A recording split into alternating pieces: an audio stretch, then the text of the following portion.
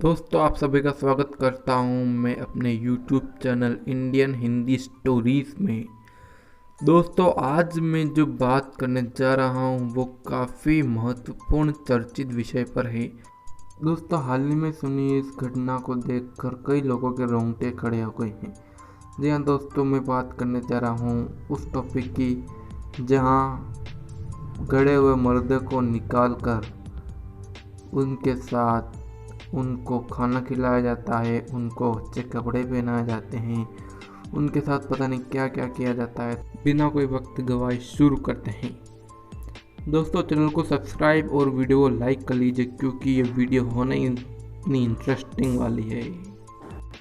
दोस्तों, भारत में जहाँ एक बार शव को दफनाने के बाद निकालना अपशगुन माना जाता है, वही दुनिया के अलग अलग इलाकों में कई लोग इस तरह के रीति रिवाज से अजीबोगरीब तरीकों से उत्सव मनाते हैं। आज हम आपको ऐसे ही त्यौहार के बारे में बताने जा रहे हैं जहां लाशों के साथ त्यौहार मनाया जाता है। जी हाँ, इस त्यौहार के बारे में सच्चाई जानकर एक बार तो आपके भी पैरों तले जमीन खिसक जाएगी। लेकिन यह सच है, इंडोनेशिया की एक खास जनजाति इस त्यौहार को अजीब और गरीब तरीके से मनाती है, जिसे मा नेने फेस्टिवल के तौर पर जाना जाता है। इस फेस्टिवल की शुरुआत लगभग 100 साल पहले हुई थी। ऐसा करने से उनका मानना है कि आत्माएं देती है आशीर्वाद। इंडोनेशिया में एक कहावत कही जाती है कि लगभग 100 साल पहले एक गांव में टोरोजन जनजाति का एक शिकारी जंगल में शिकार के लिए गया था।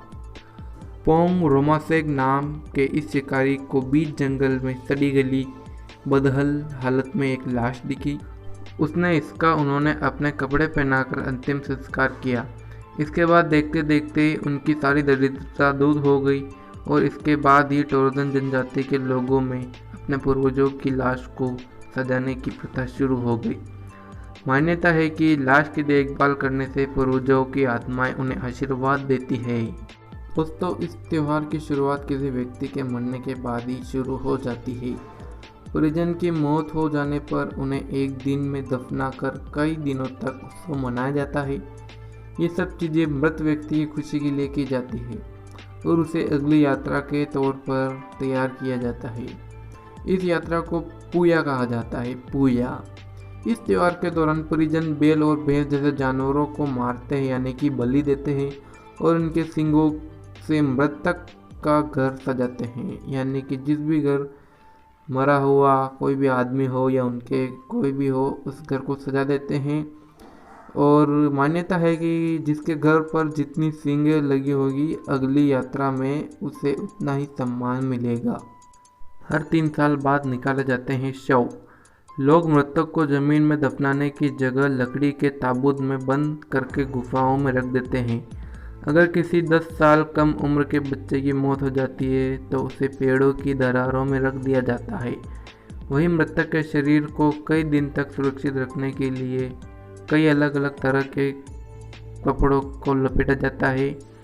मृतक को कपड़े नहीं बल्कि फैशनेबल चीज़ें भी पहनाई जाती है, यानी कि सजाने धजाने के बाद लोग मृतक को लकड़ी के ताबूत में बंद कर पहाड़ी की गुफा में रख देते हैं, जहाँ एक लकड़ी का पुतला उसकी रक्षा करने के लिए रखा जाता है, जिसे ताऊ ताऊ कहते हैं। ऐसा माना जाता है कि ताबूत के अंदर रखा शरीर मरा नहीं है बल्कि बीमार है और जब तक वो सोया हुआ है उसे सुरक्षा चाहिए होगी। हर 3 साल पर लाशों से फिर बाहर निकाला जाता है और उसे दोबारा नए कपड़े पहनाकर तैयार किया जाता है। इतना ही नहीं, लोग लाशों के साथ बैठकर खाना भी खाते हैं, गाना भी गाते हैं। तो दोस्तों, ये थी इंडोनेशिया के एक गांव की कबीलों और उनके रीति रिवाजों की पूरी कहानी।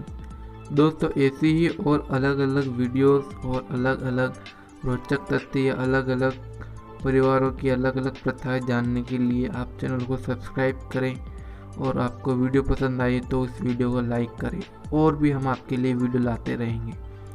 देखते रहिए और ज्ञान प्रदान करते रहिए। और ये वीडियो सभी जगह शेयर हो जाना चाहिए, मैं खुद नहीं जानता। और सब्सक्राइब का बटन फोड़ दो। मिलते हैं बाद में।